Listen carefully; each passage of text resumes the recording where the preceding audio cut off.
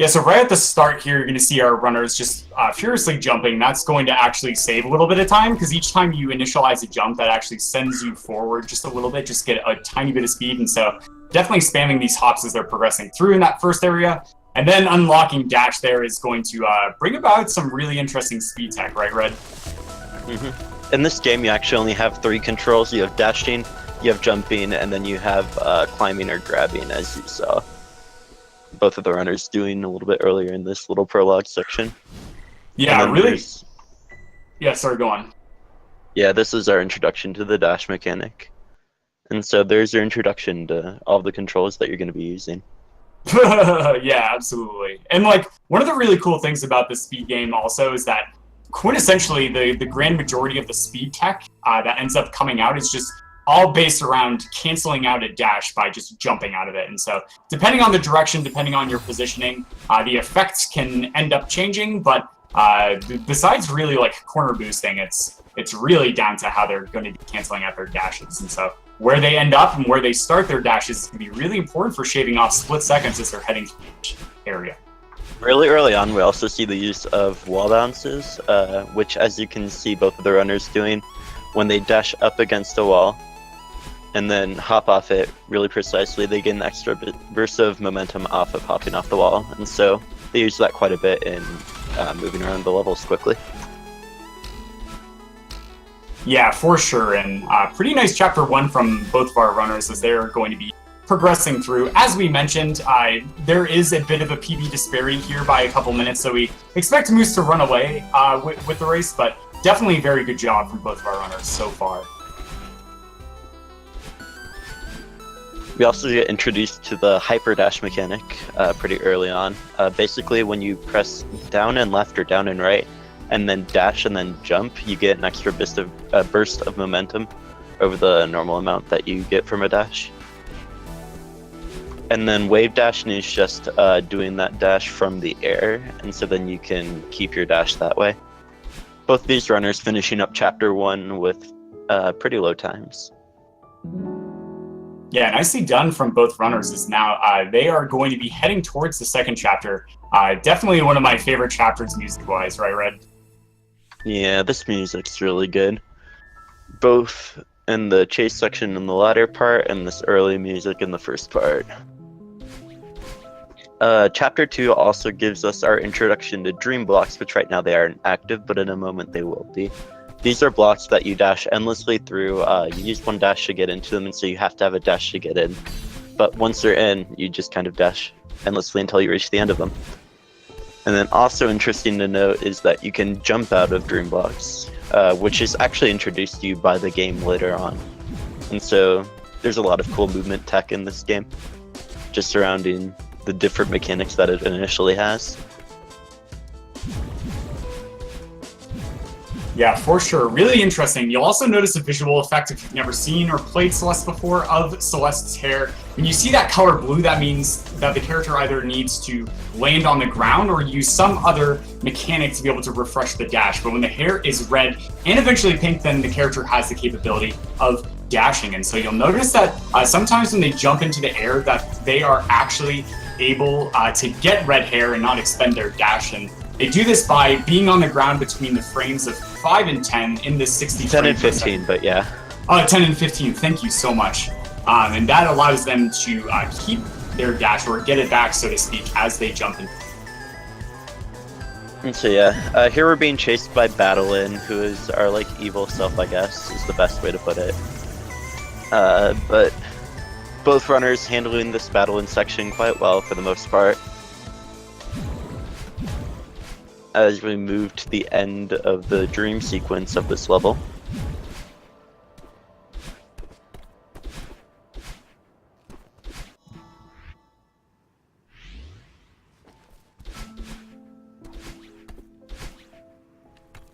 And so then on Moose's screen, you can see that we're now in the awake section. We find out that Madeline was just having a dream the whole time. And so then we just kind of have this calmer section, which I really like this. It's really quite a beautiful little bit of music to listen to as you're going through this final little section. And so then that will do it for the end of chapter 2 for actually both runners. Yeah, nicely done. Very impressive to see this type of performance right at the beginning. Some of the earlier levels can be a little bit troubling, especially when you have a bit of nerves on the line, but very, very nice play so far from both of our runners working their way through. And so then here we enter the resort area.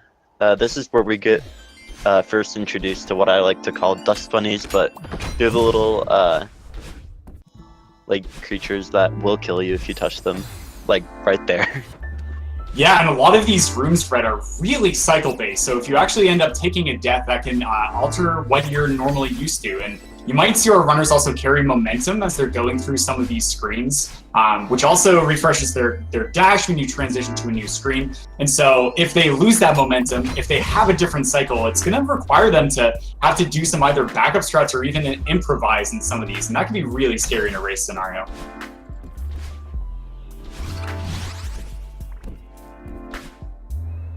There we go, I lost my stream for a little bit. No but yeah, problem. Chapter 3 is especially cycle-based. You can see that sometimes runners will go to the previous room just to try and get a specific cycle. Chapter 3 is really that first instance of really precise cycles, though, because Dust Bunny cycles can be pretty unforgiving.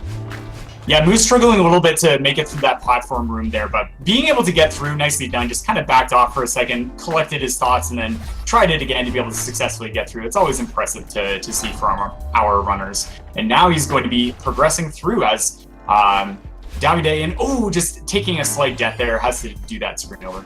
No big deal. One thing that we didn't mention earlier on when they were introduced, but you have these doorbells where the different like little shield icons are blue at first, but when you touch them, they become white, and then when all of them are activated, they turn purple, and then the like little blue door or whatever is activated. And yeah, so that's used throughout the game quite a bit. You usually don't see more than 4, though. In the seasides, I believe you see more. Yeah. And, Moose trying to skip the cutscene from talking to Oshiro, but accidentally just reset himself in the room, so he's having to travel through this entire cluttered area all over again, and this is not the easiest of movement to get through. Yeah. It's so tough, because the button to skip cutscenes does not actually exist until you hit the cutscene itself, but really nice recovery. It's the retry button, so if you hit the retry button and you think it's the cutscene skip, you end up going back to the beginning of the room. Which that's one of the roughest rooms to have that happen in. Yeah. And cool trick over here if you look at the left on Moose's screen where he's trying to actually get this little spike skip. There's a tiny bit of the ledge, it's just a couple of pixels, and nice! He got the jump. Nicely done. That's a lot harder than it looks. And so then another mechanic introduced by Chapter 3 is you see all these books and towels and boxes that are strewn about throughout the level, and this is the huge mess portion where we are cleaning all of that up. And so you can see that huge button that Moose hit will now cause all the boxes to go away, and now we're going to different sections to make the books and towels go away as well in that order. Yeah, and you know what, Red? We've been talking a bit about Moose and the levels overall, but I just have to say, davidaei is like just going through this level. He's been doing very well as well. Yeah, like where it took Moose like a couple of tries to get that spike jump, davidaei was actually able to get it first try. So very impressive to see him just be able to churn through one of the more terrifying cycle-based areas. Just no problem, man. Yeah, here we go. So it looks like Moose is still in the lead right now. He's just going to be heading through. Nice getting off the water before falling. Instant death. That is definitely one of the clear mechanics in Celeste, is that there's no health, there's no anything. If you get hit by one thing, that's right, you have to retry the entire screen over. And that little skip, or that little room with all the different cycles that you work around at the final part of the linen section, that part I really like. Oh, cool. I like that room when you can do it successfully. Nice, like this one that we see davidaei in right now. Oh yeah. Yeah, nicely done from him. Being able to get through those cycles, easy peasy.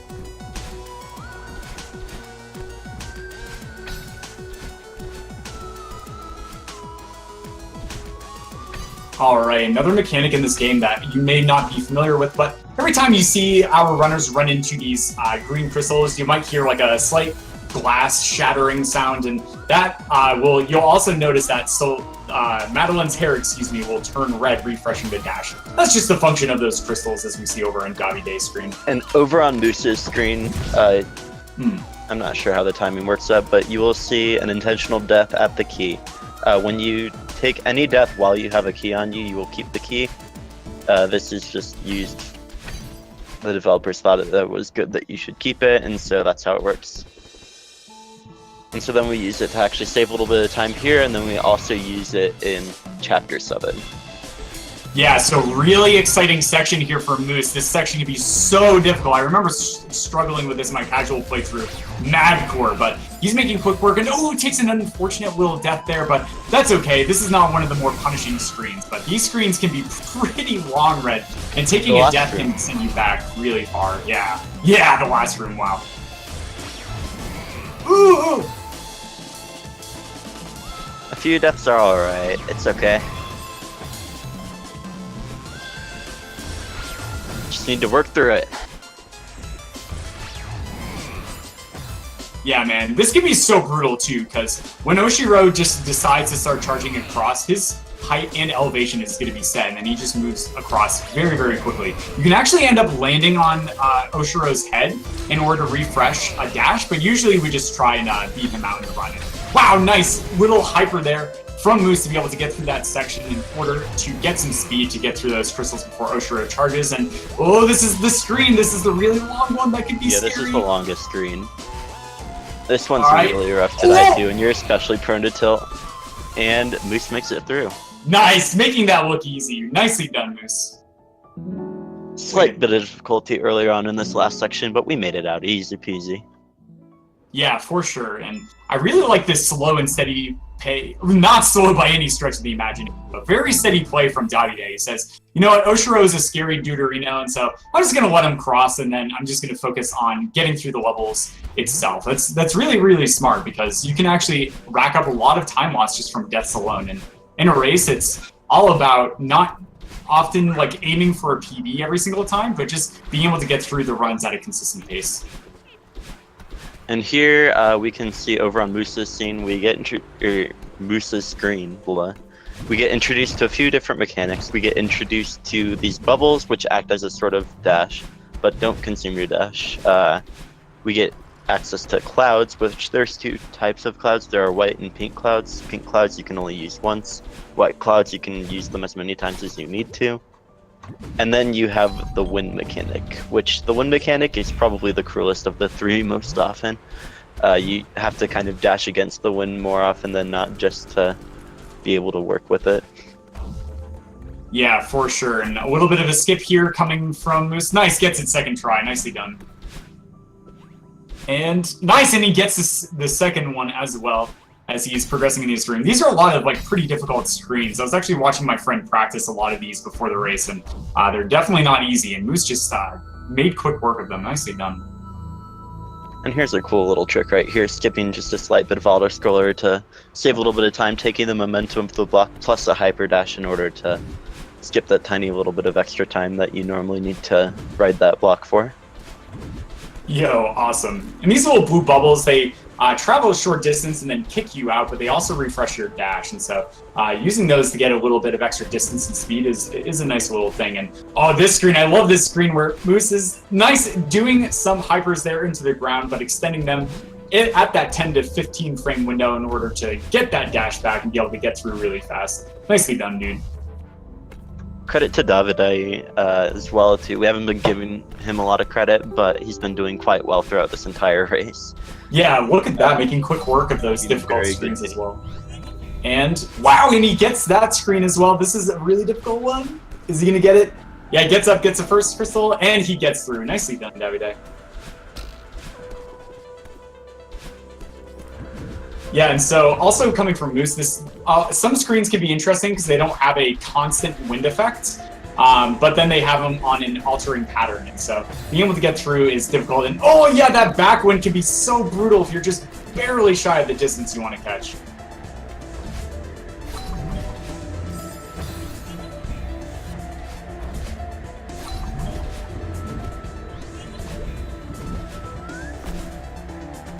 And so on Moose's screen, we see the final section of this level.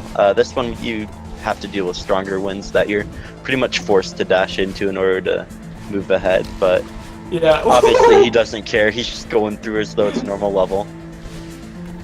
Yeah, Moose just landing on some of those snowballs, but really, like, some of these are some just sheer improvisation coming out of Moose, so... I mean, I remember Moose mentioning that he was feeling a little bit nervous going into this, but it's definitely not showing here, Red, at all.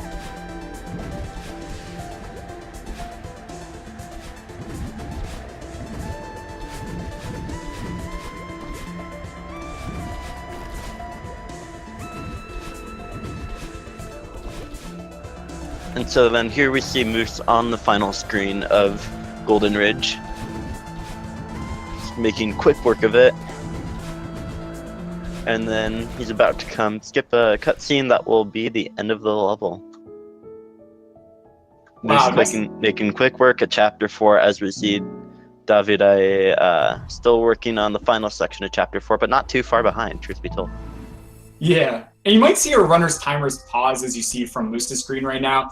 Don't worry, that's not a bug at all. We're not actually timing this tournament in RTA. We are using the official leaderboard timing method, which is in-game time. So while our runners have control of Madeline, that is the only time that's working for them. So this is just to make sure that we have as fair times as possible going through the tournament. So if you see the timer pause, that's why.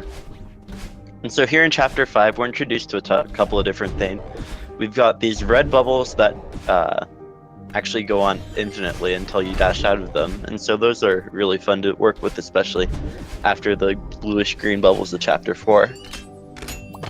And then you also have these dash platforms that you can actually gain extra momentum by dashing off of or jumping off of, which you can see the runners doing at different points in the run.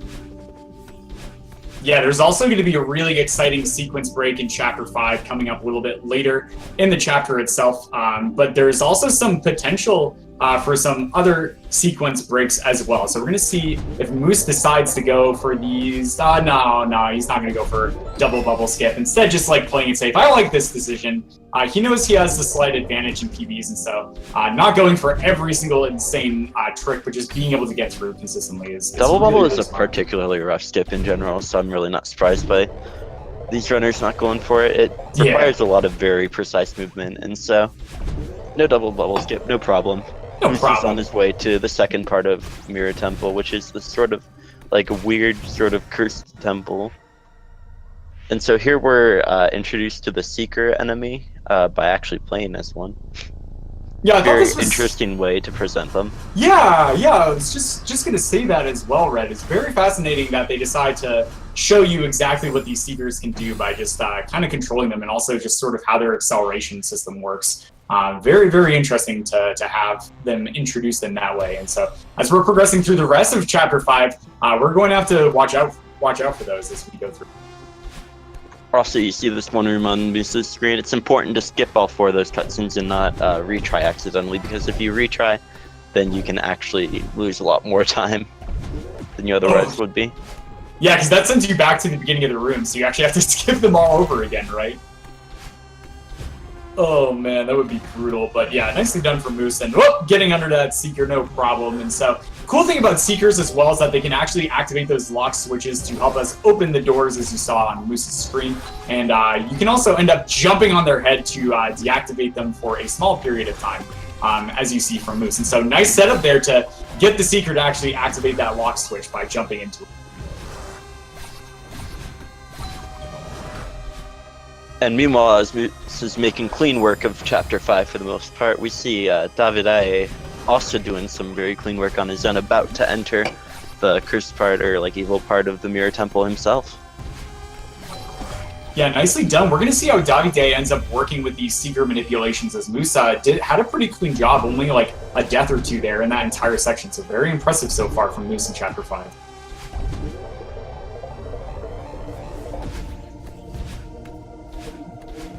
Oh yeah, but up here we're going to see Moose go for a huge sequence break here. Gets it first try. Nicely done. Getting that search skip first try with a reverse hyper. Nicely done. It's not too difficult to do once you've practiced it, but it's still a very huge skip and easily saves the most time out of any skip in this run. Yeah, Because for normally sure. you have to get 2 different keys, which takes an awful lot of time to get. Yeah, and there we go. Moose using the Seeker to be able to break that block and then progress through as he's heading into the Theo Crystal section, which is going to involve some really crazy mechanics with throwing the crystal around and jumping off of it, and then hypering into the crystal as well to get a bunch of speed when you pick it up. You can see that these runners are aiming to get as much momentum before picking up Theo, as Theo slows you down quite tremendously. But if you have momentum in the air and then pick up Theo, you keep all of that momentum. Yeah, as we're going to see over from Moose as well, Theo can be used to activate those lock switches, but then also on the note of momentum is yeah, absolutely, you want to dash right before you pick him up in order to be able to carry that through, and then carry the momentum by jumping right as Madeline hits the ground. So try and keep as much of that speed as possible. That room's really fun. He didn't do it quite perfectly, but he still got a lot of the momentum and got a lot of the room out of the way. You can use that dash block right at the beginning of that room in order to carry over a lot of momentum. And over on davidaei's stream, we've seemed to have lost it for now, but hopefully he'll be able to reconnect soon. Yeah, no problem. He's still going to be speedrunning, I imagine, and being able to continue to progress through Chapter 5, as now we see Moose coming up to this eyeball. If you see these ripples on your screen, that's because the eyeball is throwing these forces, and oh no, losing Theo for a second, but making it through. Nicely done for Moose, and he is going to be finishing Chapter 5 with an in-game time of 19:23 as we progress on with the run. And so now we are moving on to level 6, which is Reflection. This is a very interesting section of the run for a lot of reasons. I won't mention the story reasons, but we end up into this like sort of jungle area in a second here after this Golden Feather section, which the introduction of Golden Feathers I really like from the developers, just the way they did it. Yeah, nice. And this was one of the sections that Moose mentioned that he was a little bit worried about for a race scenario. So we're going to see exactly how he's going to be able to work through this area. That maybe he is not the most confident compared to the rest of his speed game. But so far, just a really clean Chapter 5. And I'm sure he's going to be able to carry that momentum from this Chapter 4. And here we see davidaei back as well. Not really sure what happened, but he's back here. Yeah, online marathon, no problem. And davidaei is making quick work at this Theo Crystal section as well, and it is going to be progressing through. Nicely done, getting some momentum with the Theo Crystal, and oh, nice, bopping off of the Seeker there to be able to throw the crystal into the lock switch. Nicely done.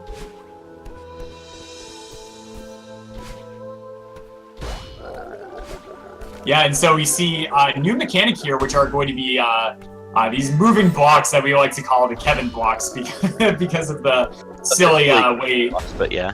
Yeah, that he ended up having to record the sound using a bowl of water, but they allow us to build a lot of speed, as you saw in Chapter 5 with some of these moving blocks, and as well as Chapter 1. And so trying to build a ton of speed is going to allow us to progress through some certain areas a lot faster than we be able to do. So excited to see what Moose ends up doing using this mechanic. It's good to note that throughout this kind of like second part of the reflection area, there's a lot of different places that you have the options to go either a top route or a bottom route. The bottom route tends to be a lot more golden feathers and tends to be a little bit slower than the top route, but for each runner it kind of depends where they take it, because some runners are more comfortable with one than the other and stuff like that. Yeah, the nice thing too about using a controller as your input method is that the analog stick actually gets you some extra dimensionality with controlling those golden feathers, whereas if you're using keyboard and mouse only, then you only have an 8-coordinate system to work with. So definitely useful if you're going for that feather-heavy route to use controller in place. Also, we see davidaei finishing up Chapter 5. Very solid runs so far for him. Yeah, nicely done, davidaei.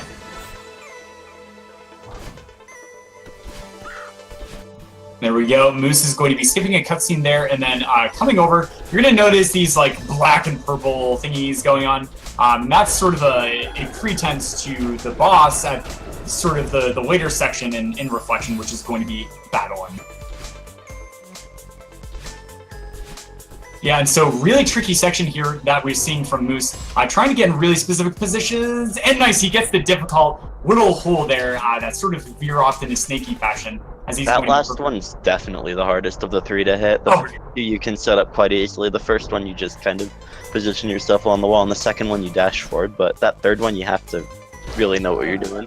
Oh, this is my favorite one. We're going to see just how much speed Moose is going to be able to build with this block, so definitely keep your eyes on example of uncapped speed right here. And... oh, so close! Nearly gets it, but it's good enough. Yeah. As we move right into the battle and fight. The battle and fight is essentially a series of different times we're dashing into battle and to make her position move. And then on the final hit, she opens up the way to the next room. Yeah, nice thing too about Battleon is that she actually has a small little time period where she moves over and then a small cooldown before she begins her attacks. So usually we can actually build a lot of speed using speed tech to be able to get to her before she's able to put anything on the board that is too frightening. We've seen davidaei on the right side of the screen making clean work of this chapter 6 as well. Currently in, like, I think 1 or 2 sections before the battle in. I believe it's 2 sections. Yeah, and so davidaei is now going to be coming up to the Kevin block very soon, I believe. That is going to get him a lot of speed, but just has to go through this section first. And Moose taking a little bit of a death there, but no problem. That's not one of the larger screens to have to concern himself with.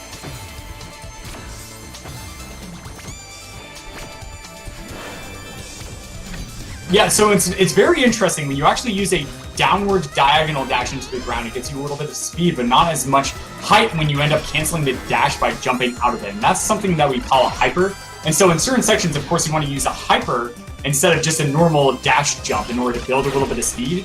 But if there's things like spikes on the ground and whatnot, it can be very difficult to get past and over those. And oh yeah, just tiny little deaths here from Moose, actually. Really not too bad. He's been like at closing out these screens very well once he gets.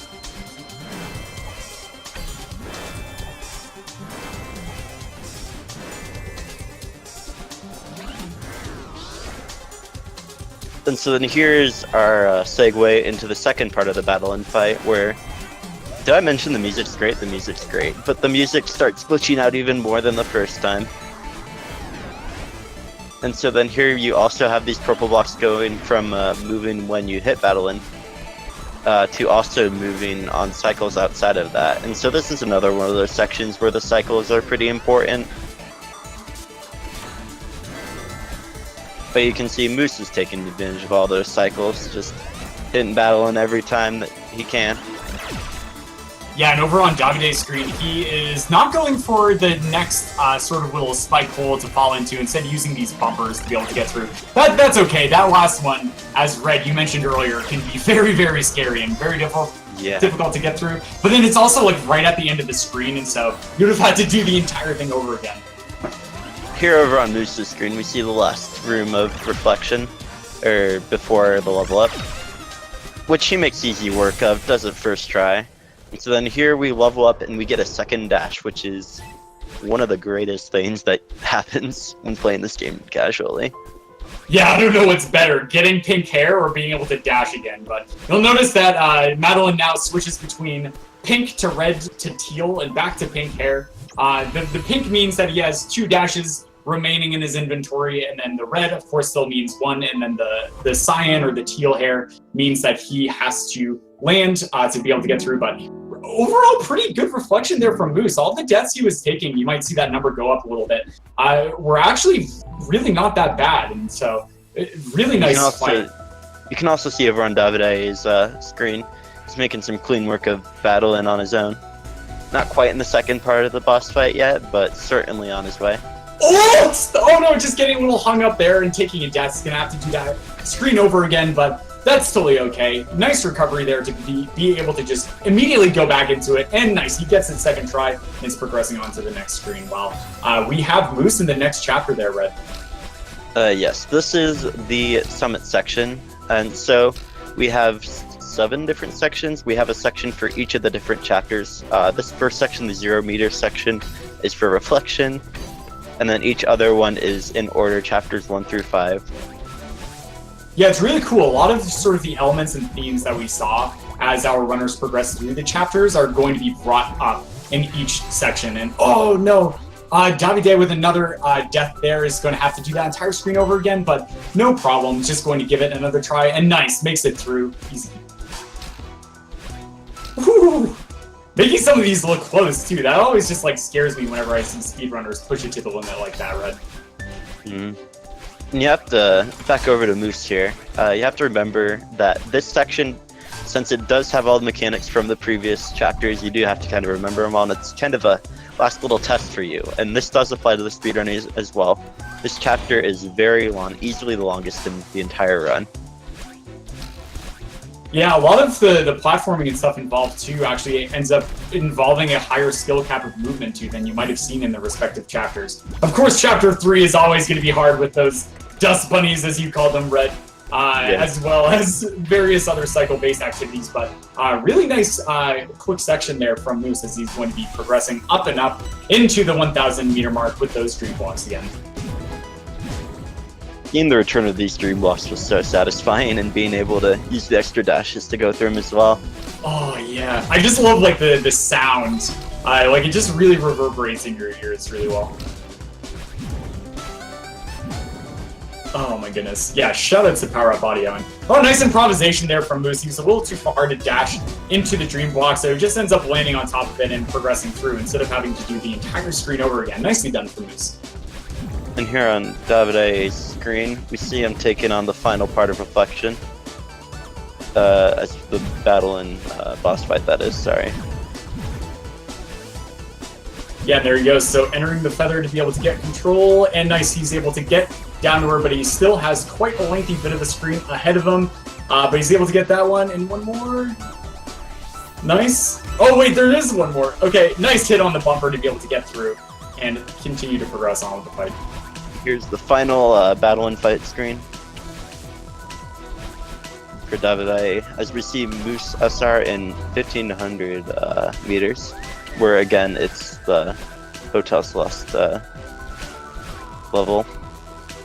Yeah, Moose Moose making really good work of these cycle-based rooms. It's really nice that every single time you enter the screen for the first time, it's always going to be the same cycle, because Celeste is a game without RNG, which is really, really nice for runners to be able to work with.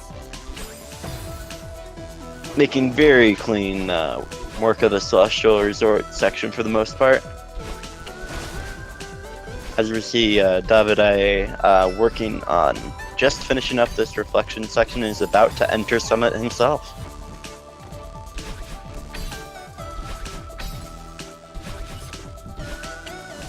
Yeah, nicely done for Moose. Upcoming here is a very cycle-based section, so Moose is able to consistently get through this area really fast. No, nice. I like that, just being able to take that really risky room and just mild it down, just waiting for like an extra half cycle to be able to progress through and guarantee not to take a death. Nicely done. And so now we see Moose progressing into the Golden Ridge section of the summit, taking an unfortunate death, but no biggie. Yeah, nice. Grabbing a little bit of a snack for later. That is the second strawberry. And I think last strawberry that he's going to be collecting for the entire run. Can't wait to see what that pie looks like.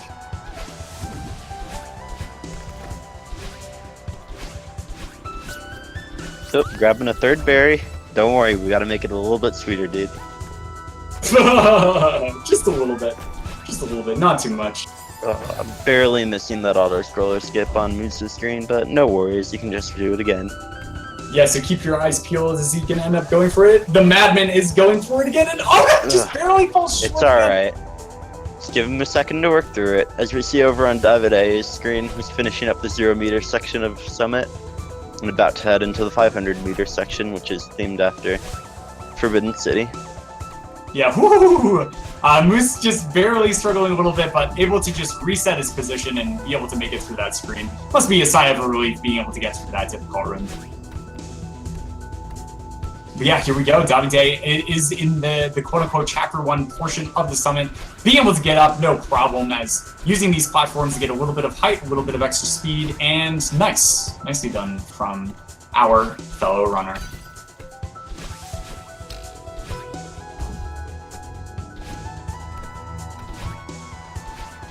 And here we see Moose in the final room of Chapter 4. As you can see throughout all of these different Summit mini sections, you have these final scenes or parts of a level where you're actually chasing after the little purple bubble, which is Battlein, where she throws you up now and kind of moves you along the level until the end, where she actually throws you into the next section. And so here we see Moose in the Mirror Temple section of Summit. We don't have any like bad section anymore. Madeline's like made peace or whatever, and so now she's all good. Yeah, she's on the level now as we were able to get in touch with the second half of our being of existence and be able to get through.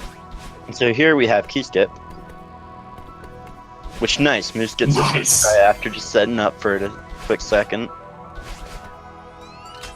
And that's the second key skip and the second intentional death of the run.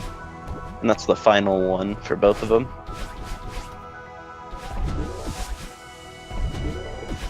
Yeah, and so Moose also getting pretty close to door skip here, right there, Red? Yeah, let's see if he goes for meme skip. That's one. And not quite two. Oh well. It happens. It's only 1 second, so I don't blame him for not going for it again. Yeah, nicely done. I like that where he just goes for it once and then he's like, not like feeling it, and then just ends up doing the safer route. Nicely done for Moose. I like to see that in a race setting. But yeah, also davidaei making quick work of these cycle-based sections here in the Chapter 3 sort of revisit of the Summit section. Just being able to get through these rooms cleanly, but oh no! Takes a death like halfway through that one, but no problem, he's just going to be able to work through and collect himself as he goes for it again.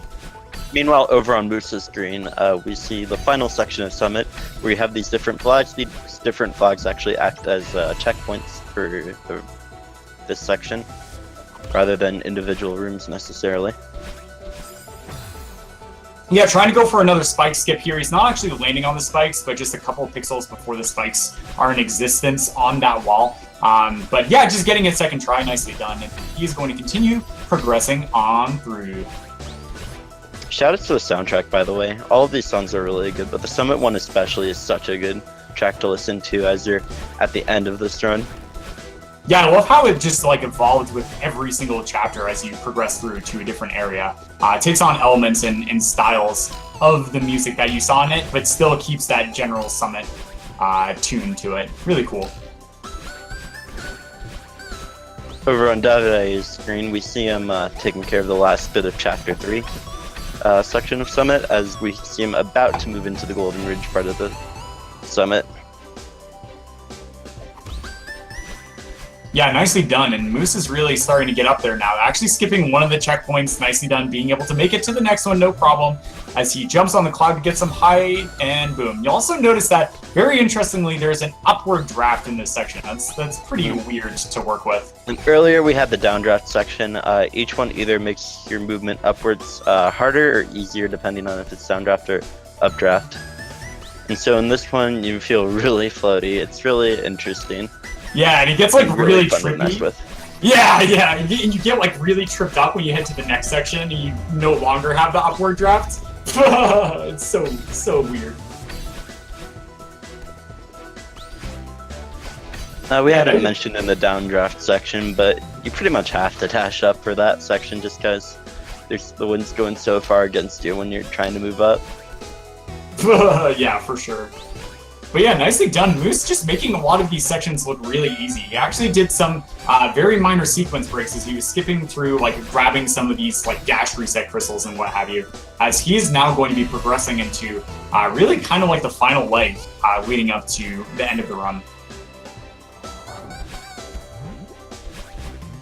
And so here we have checkpoint 5, which he's going to skip as a lot of runners do.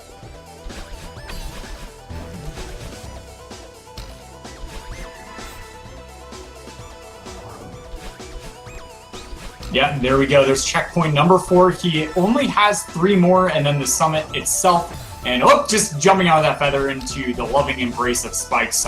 Not so loving for him because it kind of hurts in his prickly, but able to make it through the second time around. Nicely done.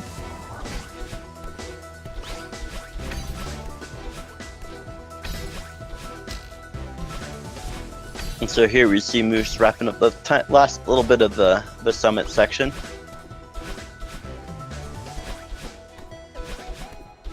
Yeah, and so you're going to hear the music start to fade out as he is coming up to the summit. And, oh, he almost just retried the room, but there we go. He's able to close out the summit. GG, Moose. All right. And that's the finish for Moose. Very solid time. Not quite as PB, but still did pretty well in that section and very well in the whole race. Yeah, for sure. Just being able to see him go through a lot of these sections without, like, really taking any deaths, let alone maybe, like, 1 or 2, and not very costly deaths for the most part, mind you. It was very, very impressive to see.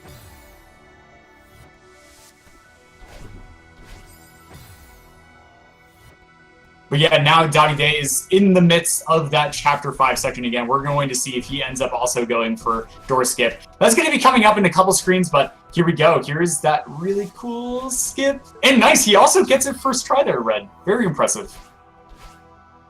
Yep. It's really cool to see that these different runners, in spite of their slightly varying skill levels, still going for a lot of the same strats and being very successful with it. Yeah, it's really awesome. I really like these group stage settings in these styles of tournaments, right, where we get to see what all of each runner's hard work that they have put into the game and showcase off. And davidaei taking a couple deaths here. Okay, is he going to go for door skip? Oh, he goes for it. Well. Doesn't quite get it. Oh, he's going again. For it again. All right, gotta get it, dude. Come on, man. Yes, it is. Second try. Way to be. Nicely done from davidaei. What a swag, man, that dude, Reno. Heck yeah. We're gonna go ahead and see if Moose is up for an interview. Either way, that's fine. Very well done by him either way, though. Oh, yes. And so here we see davidaei headed into the final section of Summit himself.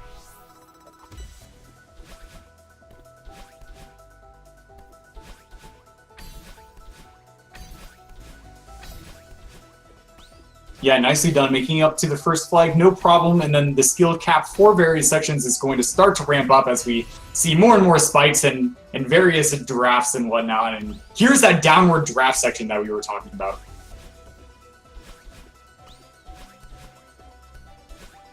So here we see pretty solid execution from davidaei as we continue going through this downdraft section.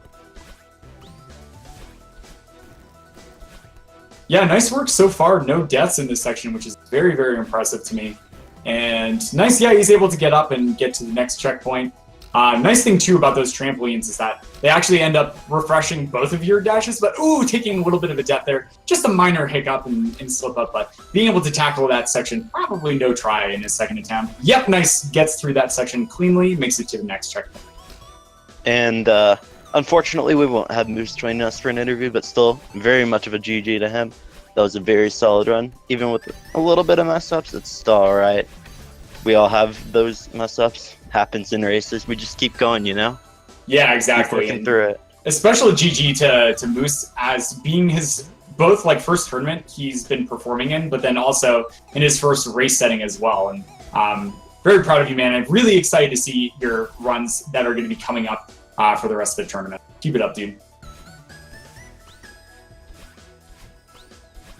But yeah, there we go. davidaei making it to the next checkpoint is in this upper draft. Not quite liking his positioning there. He's just going to do a quick reset. It's a little bit quicker if you have fast menu management to just retry that section rather than falling to your death and waiting to get that chance to start over. So really cool to see. Like something that gets overshadowed in speedrunning a lot is that it's more about mitigating your time loss rather than banking in on all the 6 swag time saves. So really great play from davidaei here.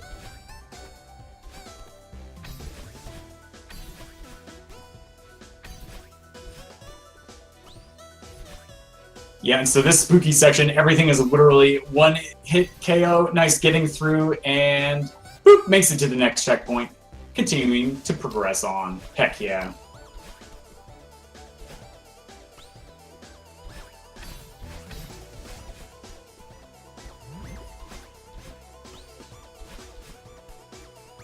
By the way, just right now, if you haven't given either of these runners a follow yet, definitely give them both a follow. They definitely deserve it. Moose's Twitch is Flagger Moose, and then I'm not sure about davidaei's, but yeah. I assume it's the same as his name on here, but I'm not sure. Oh, yeah. As we see davidaei in the last 3 checkpoints of the summit section, he should be finishing shortly.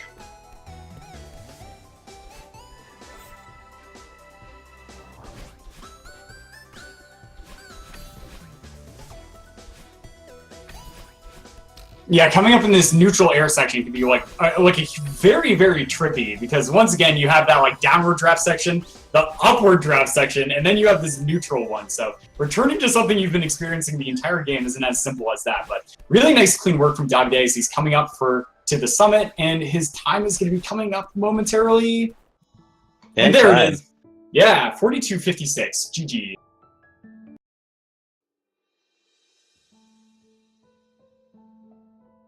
Very exciting. And that being said, as davidaei is finishing up now, we're going to see if we can actually end up bringing him in for an interview, if he would be willing to do so.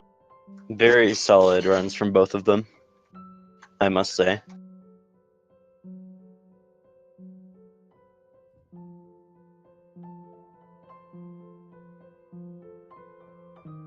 Oh, yes. You know, it's so crazy to me, too, that this was one match. And we have, like, just kicked off the beginning of this tournament, right? A 128-person, 16 different groups, right? All duking it out in a round-robin group fashion. So tons and tons of matches that are going to be going on for the next upcoming weeks. And then the epic hype and excitement of going into that bracket phase. This will definitely be a tournament to watch out for, which we do have more matches later today. I'll mention all of that coming up in a moment here. But we do have davidaei in here now. I'm sure he's figuring out links. There he is. Hey, dude. GG race, dude. Oh, that run, dude. I think I messed up about every room I practiced. And I somehow got ball skip. It was very interesting. It happens in races, man. Don't worry about it. Yeah, dude, you know, that was the first time I've ever got door skip in my entire life. Really? That's wow. Right, dude. I tried to practice, I still couldn't get it. I was like, I'm just gonna go for door skip. I'm 2 minutes behind the PB. Dude, beam skip is solid. Were there any parts that you feel like you nailed that you were worried about in your practice? There was the auto skip in Summit, the auto scroll skip. I actually got the one hard trick I got, I think. I practiced the unraveling strat for like half an hour today, and I fucking died straight away on it. That felt no worries, dude. Yeah, it's fine. Yeah, that was awesome. So you must have been pretty excited to like pulling out that sub 40 PB today, going into this race, right? Yeah, that was sick. That was good. I just about got that PB today. So I thought I'd do a little better on the race today, I'm not gonna lie, but I didn't really expect to win this one anyway. I didn't actually know what Moose got. What did he get? It happens, man. He ended up pulling out a 36.49. Oh, nice. That's good. PB's not quite a PB, but still a very solid time. Yeah, definitely. That's good. That was fun. Yeah, man. Congratulations once again on your race. Thank you, dude. I think I got like 3 more races consecutive days. So I'm racing tomorrow, the day after, and the day after, I think. That should be fun. Nice. Are you like employing this strategy to just try and like practice a bunch and then get all of your races out of the way for group stage, or are you just like just scheduling them where they fit? Yeah, I want to do them quickly, I think. I want to get them over with and do them. I think I should be okay, I think, in getting out of groups. I don't really expect to win this race. Or the one against Rublord. He's like 6th seed or some shit. That's insane.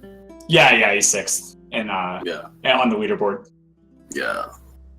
But yeah, it should be fun. I want to get all in today. All in the next like 16 days, because I got stuff after that. But yeah, it should be fun playing a lot of Celeste the next few days. That's so cool. Have you been partaking in the practice races at all? Yeah. I did 1 or 2 practice races. They're pretty fun. Nice community. Everyone's so nice. It's insane. Yeah, that's so cool. Yeah. Anyways, Red, any final questions before we close out? I don't think so. I can go ahead and close it out, or you can. I don't really mind either way. Yeah, sure. No. Davidaei. I'm good.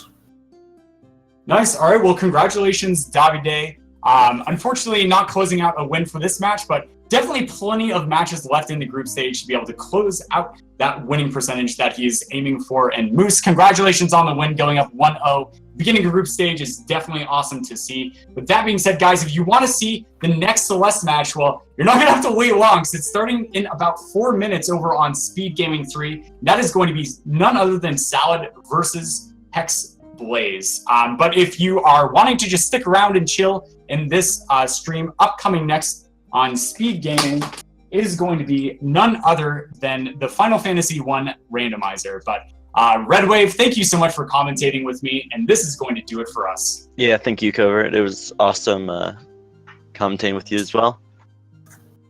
And yeah, I think that's about it. Peace.